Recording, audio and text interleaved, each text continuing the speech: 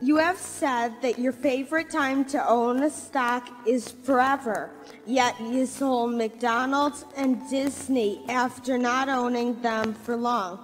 How do you decide when to hold forever and when to sell? And also, are you and Mr. Munger wearing Fruit of the Looms?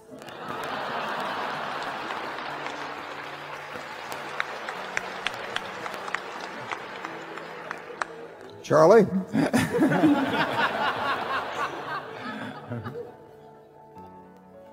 I think I better answer the question. I can answer unequivocally, I am wearing Fruit of the Loom. And I'm not sure whether Charlie wears underwear, do you? I haven't bought any new underwear in a long time, and therefore I'm inappropriately attired. He's waiting for a discount. Don't let him kid you. Well, the answer, it's a very good question about selling. I mean, it's not our natural inclination to sell. And on the other hand, and we have held the Washington Post stock since 1973. I've never sold a share of Berkshire, having bought the first shares in 1962. And we've held Coke stock since 1988. We've held Gillette stock since 1989. Held American Express stock since 1991. We had actually previously been an American Express when, in the 60s in Disney. So there are companies we're familiar with. We generally sell, we would sell if we needed money for something else, but that has not been the problem in the last 10 or 15 years. 40 years ago, my sales were all because I found something that I liked even better. I hated to sell what I sold, but I also didn't want to borrow money. So I would reluctantly sell something that I thought was terribly cheap to buy something that was even cheaper. Those were the times when I had more ideas than money. Now I've got more money than ideas, and that's a different equation. So now we sell really when we think that when we're reevaluating the economic characteristics of the business. In other words, if you take them, don't want to name names, but take a stock we've sold of some sort.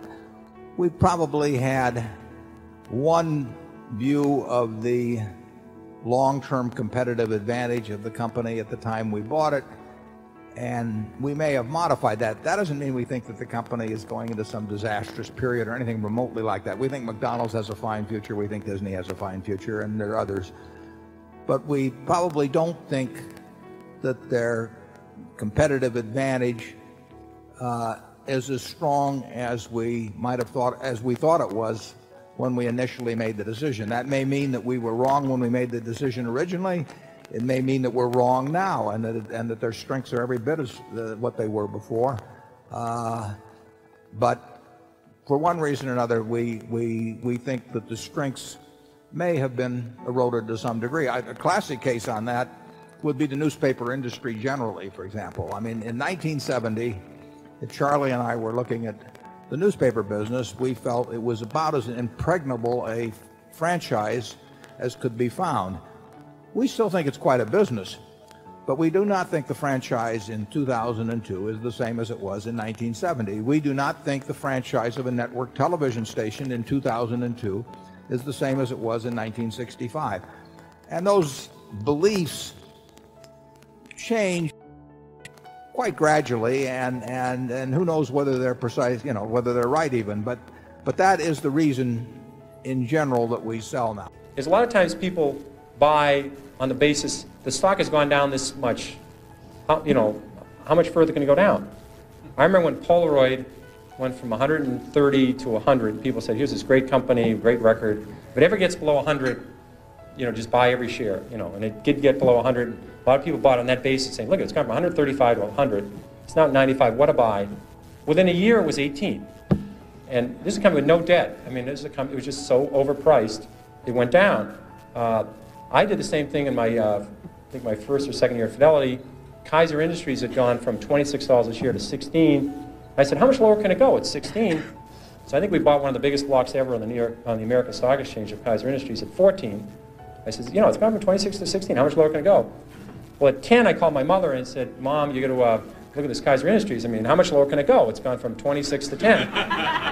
Well, it went to 6, it went to 5, it went to 4, it went to 3. And now fortunately this happened rapidly, or I would probably be still caddying or be working at the Stop and Shop, but it happened fast. So I was able to, it was compressed. And at 3, I figured out, you know, there's something very wrong here because Kaiser Industries owns 40% of Kaiser Steel, they own 40% of Kaiser Aluminum, they own 32% of Kaiser Cement, they own Kaiser Broadcasting, they own Kaiser Sand and Gravel, Kaiser Engineers, they own Jeep, they own business after business, and they had no debt. Now I learned this very early, this might be a breakthrough for some people. It's very hard to go bankrupt if you don't have any debt. It's tricky, some people can approach that, it's a real achievement, but they had no debt, and the whole company at 3 was selling at about $75 million. At that point, it was equal to buying one Boeing 747. I said, there's something wrong with this company selling for $75 million. I was a little premature at 16, but I said, everything's fine, and eventually this will work out. And what they did is they gave away all their shares to their shareholders. They passed out shares in Kaiser Cement, they passed out shares in Kaiser Aluminum, they passed out their public shares in Kaiser Steel, they sold all the other businesses, and you get about $50 a share.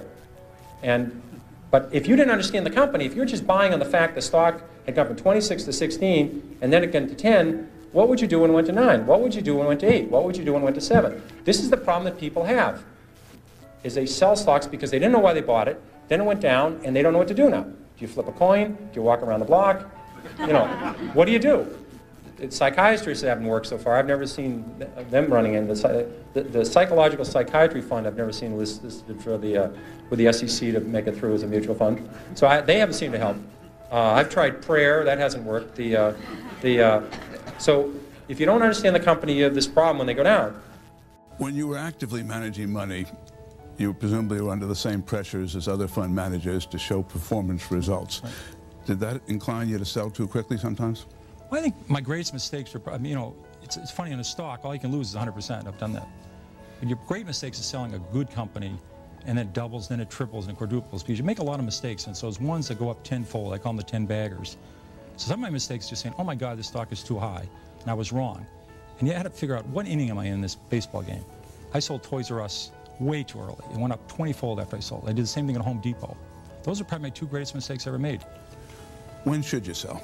Well, you ought to find out why you bought a stock. If you're saying if it's a cyclical company and they're doing poorly, and they're doing awful, you wait till things are getting better, and they're doing terrific, and then you sell it. But with a growth company, you have to say, Walmart's case, 10 years after they went public, you could have bought the stock and made 500 times your money. You say, still are only in 15% of the United States. And they could say, why can't they go to 17? Why can't they go to 19? Why can't they go to 23? So for the next 4 decades, they went around the country. So you have to say to yourself, in this stock, I have a 10-year story, a 20-year story. You ought to be able to write that down and follow that. And that's what I do with the company. And that's your decision. That's how you sell it. We have a novel element for many investors today in the trust issue. Yes. We also have security problems that we didn't traditionally have in America. Have they changed the way you pick and believe in stocks? No, you still buy a company, and you buy a company to grow. And if it's a textile company, or it's an electronics company, or a software company, you better understand what they do. And if they do well, the stock will do well, no matter what happens to the market. If the Dow Jones today was 1,000 or 500, you would have made a lot of money in McDonald's. You would have made a lot of money in Johnson & Johnson. You would have made a lot of money in Gillette. These companies' earnings have gone up a lot the last 30 years. And if the market was 50,000, you would have lost money in Burlington Industries. I recommended that in 1969. I think it's gone from 34 to 2 with no stock splits. These earnings have been terrible. Well, your modesty actually makes an important point, which is people with the best batting averages in the world don't bat 1,000. I sometimes get angry mail, particularly during bear markets, saying so-and-so recommended such and such and it went down. Well, how often did you come up with a clinker? Well, this is a funny business. You don't have to be right even 5 times out of 10. If the times you're right, you make a double and triple, it offsets all those times you lose 20 or 30%. So when you buy a stock, you ought to say to yourself, how much can I lose and how much can I make? And you ought to be able to make a lot.